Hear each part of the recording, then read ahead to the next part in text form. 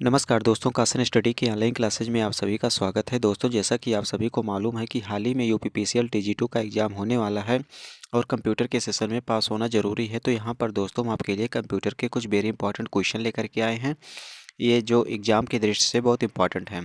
तो चलिए दोस्तों शुरू करते हैं। आज के अपने कोई पहले क्वेश्चन पर चलते हैं। आज का हमारा देखिए पहला क्वेश्चन कह रहा है, कंप्यूटर के आविष्कारक कौन है। यहाँ पर आपको बताना है कि कंप्यूटर के आविष्कारक कौन है। बताओगे चार्ल्स बेबेज है। ऑप्शन नंबर सी सही हो जाएगा। अगले क्वेश्चन की बात करते हैं। कह रहा है कि सबसे पहला कंप्यूटर का नाम क्या था।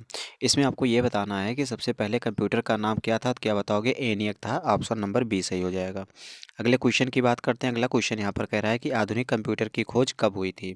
तो आधुनिक कंप्यूटर की खोज कब हुई थी। राइट आंसर बताओगे 1946 में। ऑप्शन नंबर सी सही हो जाएगा। अगले क्वेश्चन की बात करते हैं। अगला क्वेश्चन कह रहा है कंप्यूटर के क्षेत्र में महान क्रांति कब से आई। तो इसमें राइट आंसर बताओगे 1960 से महान क्रांति आई है। अगले क्वेश्चन की बात करते हैं कि कंप्यूटर का हिंदी में नाम क्या था। तो बताओगे संगणक था। ऑप्शन नंबर बी सही हो जाएगा। ऑप्शन नंबर कौन सा हो जाएगा, बताओगे बी सही हो जाएगा। अगले क्वेश्चन की बात करते हैं। कह रहा है कि कंप्यूटर साक्षरता दिवस कब मनाया जाता है। तो इसमें राइट आंसर क्या बताओगे, कहोगे 2 दिसंबर को मनाया जाता है। ऑप्शन नंबर डी सही हो जाएगा। अगला क्वेश्चन यहाँ पर कह रहा है कि सीपीयू का आपको पूरा नाम बताना है। तो क्या बताओगे, कंट्रोल प्रोसेसिंग यूनिट होती है। कंट्रोल प्रोसेसिंग यूनिट होती है। ऑप्शन नंबर ए सही हो जाएगा। यहाँ पर राइट आंसर हो जाएगा ऑप्शन नंबर ए। अगले क्वेश्चन की बात करते हैं। अगला क्वेश्चन यहाँ पर कह रहा है कि इनमें से कौन सा सर्च इंजन नहीं है। तो इसमें यही बताना है कि कौन सा सर्च इंजन नहीं है। तो इसमें राइट आंसर क्या बताओगे, कहोगे कि जो है गूगल है ये सर्च इंजन है, याहू भी सर्च इंजन है, बिंदु भी सर्च इंजन है। अर्थात ऑप्शन नंबर डी यहाँ पर राइट हो जाएगा, ये सर्च इंजन नहीं है। अगले क्वेश्चन की बात करते हैं। अगला क्वेश्चन कह रहा है कि निम्नलिखित में से कौन सा इनपुट इकाई नहीं है। इसमें कह रहा है कौन सा इनपुट इकाई नहीं है। तो बताओगे माउस है। सॉरी दोस्तों, यहाँ पर कोई क्वेश्चन फिर से समझिए। कह रहा है कि इनमें से कौन सा इनपुट इकाई है। तो माउस भी इनपुट है, कीबोर्ड भी इनपुट है, स्कैनर भी इनपुट है। अर्थात इसमें से सभी इनपुट हो जाएंगे। ऑप्शन नंबर डी सही हो जाएगा। अगले क्वेश्चन की बात करते हैं। अगला क्वेश्चन कह रहा है कि 1 किलोबाइट में कितने बाइट के बराबर होता है। जो 1 किलोबाइट होता है वो कितने बाइट के बराबर होता है। बताओगे 1024 बाइट के होता है। ऑप्शन नंबर ए सही हो जाएगा। अगले क्वेश्चन की बात करते हैं। कह रहा है कि 1 मेगाबाइट कितने बाइट के बराबर होते हैं। तो जो 1 मेगाबाइट होता है, ऑप्शन नंबर ए सही हो जाएगा, 1024 केबी के बराबर होते हैं। अर्थात एमबी से छोटी केबी होती है, आप ऐसे भी समझ सकते हैं। जीबी के से छोटी एमबी होती है। अर्थात 1 गीगाबाइट में कितने बाइट होते हैं। बताओगे 1024 एमबी होते हैं। ऑप्शन नंबर बी सही हो जाएगा। अगले क्वेश्चन की बात करते हैं। कह रहा है कि आईसी चिप जो होते हैं वो किस चीज़ के बने होते हैं। बताओगे सिलिकॉन के बने होते हैं। ऑप्शन नंबर डी सही हो जाएगा। अर्थात ऑप्शन नंबर यहाँ पर डी सही है। अगले क्वेश्चन की बात करते हैं। अगला क्वेश्चन यहाँ पर कह रहा है इंटरनेट के पते पर एचटीटीपी का सही विस्तृत रूप क्या है। तो यहाँ पर कह रहा है कि एचटीटीपी का सही विस्तृत रूप बताना है। तो इसमें राइट आंसर बताओगे हाइपर टेक्स्ट ट्रांसफर प्रोटोकॉल होता है। ऑप्शन नंबर डी सही हो जाएगा। अगले क्वेश्चन की बात करते हैं। अगला क्वेश्चन यहाँ पर कह रहा है कि किसी कंप्यूटर के प्रोग्राम में बच्चों द्वारा प्रयुक्त भाषा प्रायः कौन सी है। तो इसमें राइट आंसर क्या हो जाएगा, तो बताओगे ऑप्शन नंबर सी सही हो जाएगा, लोगो। लोगो यहाँ पर राइट आंसर हो जाएंगे। अगले क्वेश्चन की बात करते हैं। अगला क्वेश्चन कह रहा है एक सुपरवाइजर निजी कंप्यूटर जो अपनी गोद में रखने लायक छोटा सा है उसे क्या कहते हैं। तो इसमें राइट आंसर बताओगे नोटबुक कहते हैं। ऑप्शन नंबर बी सही हो जाएगा।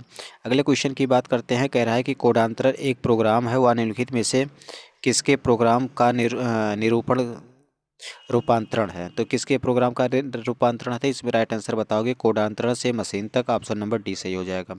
अगले क्वेश्चन की बात करते हैं। कह रहा है कि मल्टी प्रोसेसिंग होती है, तो मल्टी प्रोसेसिंग किसे कहते हैं। तो आपको ये बताना है। तो इसमें राइट आंसर बताओगे एक से अधिक प्रोसेसर वाला जो होता है उसे मल्टी प्रोसेसिंग कहते हैं। ऑप्शन नंबर बी सही हो जाएगा। अगले क्वेश्चन की बात करते हैं। कह रहा है कि निम्नलिखित में से ऑप्टिकल मेमोरी कौन सी है। तो इसमें आपको ऑप्टिकल मेमोरी बतानी है। तो इसमें ऑप्शन नंबर सी बता दोगे, सीडी रोम होती है, ऑप्टिकल मेमोरी होती है। अगले क्वेश्चन की बात करते हैं। अगले क्वेश्चन यहाँ पर कह रहा है कि सीपीयू में कंट्रोल मेमोरी और तीसरा कौन सा यूनिट होती है। तो इसमें राइट आंसर बताओगे अर्थमेटिक लॉजिक यूनिट होती है। ऑप्शन नंबर डी सही हो जाएगा।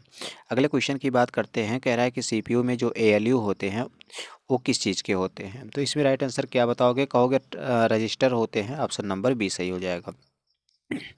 अगले क्वेश्चन की बात करते हैं। अगला क्वेश्चन कह रहा है कि गणना और तुलना के लिए कंप्यूटर के किस भाग का प्रयोग किया जाता है।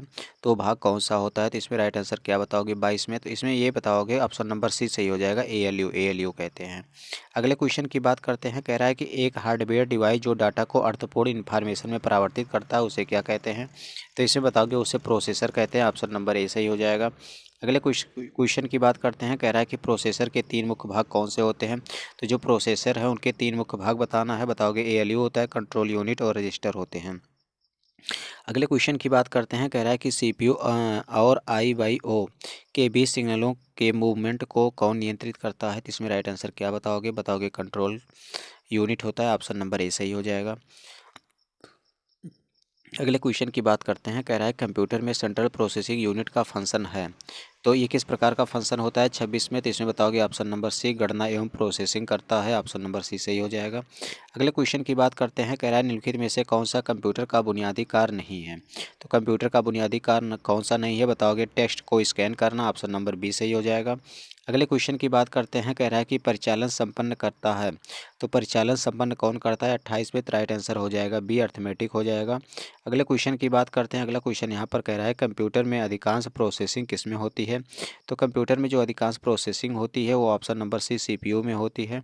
अगले क्वेश्चन की बात करते हैं। अगला क्वेश्चन यहाँ पर कह रहा है कि कंप्यूटर निम्नलिखित में से कौन सा कार्य नहीं करता है। तो कंप्यूटर कौन सा कार्य नहीं करता है। बताओगे अंडरस्टैंडिंग का कार्य नहीं करता है। ऑप्शन नंबर बी सही हो जाएगा।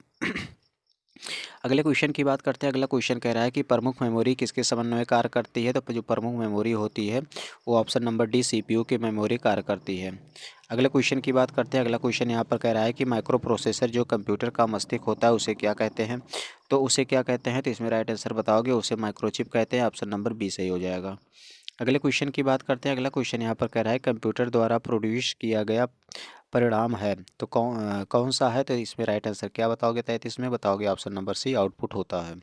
अगले क्वेश्चन की बात करते हैं। अगला क्वेश्चन यहाँ पर कह रहा है कि इनपुट का आउटपुट में रूपांतरण है। तो इनपुट का आउटपुट में रूपांतरण क्या कहलाता है 34 में। तो ऑप्शन नंबर बी हो जाएगा CPU के द्वारा होती है। ऑप्शन नंबर बी सही हो जाएगा। अगले क्वेश्चन की बात करते हैं। अगला क्वेश्चन कह रहा है कि प्रोसेस्ड डेटा को क्या कहते हैं। जो प्रोसेस्ड डेटा होता है उसे क्या कहते हैं। तो 35 में राइट आंसर क्या हो जाएगा। बताओगे इनपुट कहते हैं। ऑप्शन नंबर सी सही हो जाएगा। सॉरी दोस्तों यहाँ पर कह रहा है कि यहाँ पर क्वेश्चन फिर से देख लीजिए।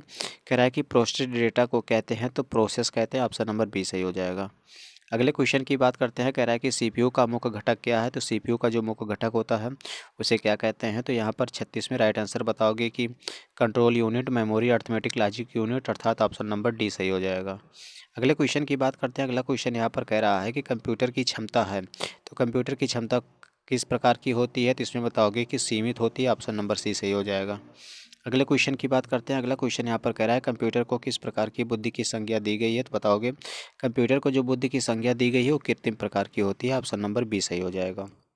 अगले क्वेश्चन की बात करते हैं। अगला क्वेश्चन कह रहा है कि मस्तिष्क की स्मरण शक्ति कंप्यूटर की तुलना में कैसी होती है। तो बताओगे कि मस्तिष्क की स्मरण शक्ति जो है कंप्यूटर की तुलना में बताओगे तो उच्च होती है। ऑप्शन नंबर बी सही हो जाएगा।